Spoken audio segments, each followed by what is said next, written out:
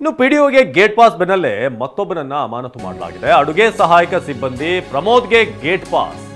ಇದಕ್ಕೆ ಕಾರಣ ಆರ್ಎಸ್ಎಸ್ ಪಥಸಂಚಲನದಲ್ಲಿ ಭಾಗಿಯಾಗಿದ್ರು ಅನ್ನೋ ಕಾರಣಕ್ಕೆ ಅಡುಗೆ ಸಹಾಯಕ ಸಿಬ್ಬಂದಿ ಪ್ರಮೋದ್ಗೆ ಗೇಟ್ ಪಾಸ್ ನೀಡಲಾಗಿದೆ. ಆರ್ಎಸ್ಎಸ್ನ ರೂಟ್ ಮಾರ್ಚ್ನಲ್ಲಿ ಭಾಗವಹಿಸಿದ್ರು ಅನ್ನೋ ಕಾರಣಕ್ಕೆ ಗುತ್ತಿಗೆ ಆಧಾರದಲ್ಲಿ ಕೆಲಸ ಮಾಡ್ತಿದ್ದಂತ ಪ್ರಮೋದ್ ವಸತಿ ನಿಲಯದಲ್ಲಿ ಅಡುಗೆ ಸಹಾಯಕನಾಗಿ ಕೆಲಸ ಮಾಡ್ತಾ ಇದ್ರು. ಪ್ರಮೋದ್ ಬಸವ ಕಲ್ಯಾಣ ಮೆಟ್ರಿಕ್ ಪೂರ್ವ ಬಾಲಕರ ವಸತಿ ನಿಲಯದಲ್ಲಿ ಪ್ರಮೋದ್ನನ್ನ ಕೆಲಸದಿಂದ ಬಿಡುಗಡೆಗೊಳಿಸಿ ಈಗ ಆದೇಶವನ್ನು ಹೊರಡಿಸಲಾಗಿದೆ. ಹಿಂದುಳಿದ ವರ್ಗಗಳ ಕಲ್ಯಾಣ ಇಲಾಖೆ ಅಧಿಕಾರಿ ಆದೇಶವನ್ನು ಹೊರಡಿಸಿದ್ದಾರೆ. ಬಸವ ಕಲ್ಯಾಣ ಪಥಸಂಚಲನದಲ್ಲಿ ಭಾಗಿಯಾಗಿದ್ರು ಪ್ರಮೋದ್. ಹೀಗೆ ಒಬ್ಬರಾದ್ಮೇಲೆ ಒಬ್ಬರ ಮೇಲೆ ಈಗ ಪಿಡಿಒಗೆ ಗೇಟ್ ಪಾಸ್ ಕೊಟ್ಟಾಯಿತು. ಇದೀಗ ಅಡುಗೆ ಸಹಾಯಕನಿಗೂ ಕೂಡ ಕೆಲಸದಿಂದ ಮುಕ್ತಿಗೊಟ್ಟಿದ್ದಾರೆ.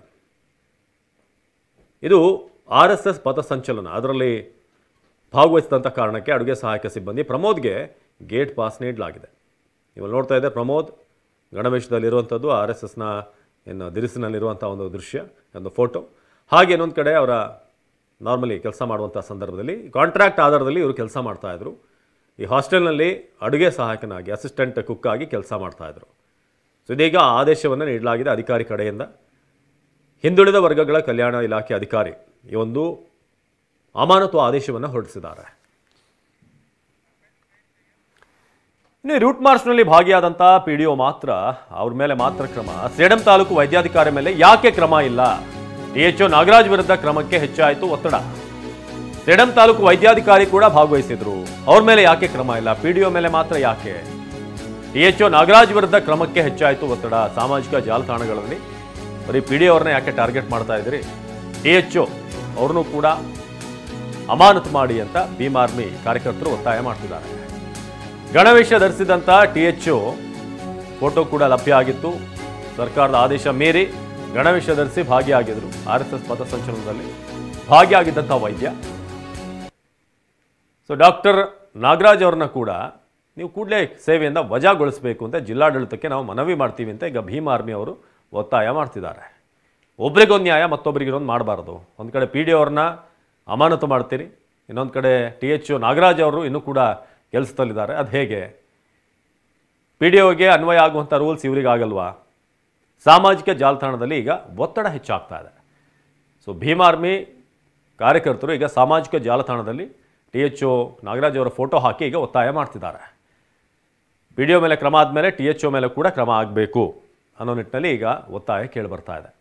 ಸೊ ಸೇಡಂ ತಾಲೂಕು ವೈದ್ಯಾಧಿಕಾರಿ ಮೇಲೆ ಯಾಕೆ ಕ್ರಮ ಇಲ್ಲ ಅಂತ ಈಗ ಒತ್ತಡ ಬೀಳ್ತಾ ಇರೋದು. ಸೊ ಆರ್ಎಸ್ಎಸ್ನ ಈ ರೂಟ್ ಮಾರ್ಚ್ನಲ್ಲಿ ಭಾಗವಹಿಸಿದಂಥ ಯಾರ್ಯಾರು ಕೆಲಸದಲ್ಲಿದ್ದಾರೆ ಸರ್ಕಾರಿ ಕೆಲಸದಲ್ಲಿ, ಸೊ ಅವರ ವಿರುದ್ಧ ಈಗ ಕ್ರಮಗಳಾಗ್ತಾ ಇದೆ. ಒಬ್ಬ ಅಡುಗೆ ಸಹಾಯಕ, ಮತ್ತೊಬ್ಬರು ಪಿಡಿಒ, ಇದೀಗ ಟಿಎಚ್ಒ ನಾಗರಾಜ್ ಮೇಲೆ ಕೂಡ ಕೆಂಗಣ್ಣು ಬಿದ್ದಿದೆ. ಎಲ್ಲರೂ ಕೂಡ ಆಕ್ರೋಶ ವ್ಯಕ್ತಪಡಿಸ್ತಾ ಇದ್ದಾರೆ. ಯಾಕೆ ಒಬ್ರಿಗೊಂದು ನ್ಯಾಯ ಮಾಡ್ತೀರಿ? ಪಿಡಿಒ ಅಮಾನತಾದ ಮೇಲೆ ಟಿಎಚ್ಒಗೂ ಕೂಡ ಅದೇ ಅನ್ವಯ ಆಗಬೇಕು ಅಂತ. ಸೇಡಂ ತಾಲೂಕಿನಲ್ಲಿ ಸದ್ಯಕ್ಕೆ ಕರ್ತವ್ಯ ನಿರ್ವಹಿಸ್ತಾ ಇರುವಂಥ ಟಿಎಚ್ಒ ನಾಗರಾಜ್.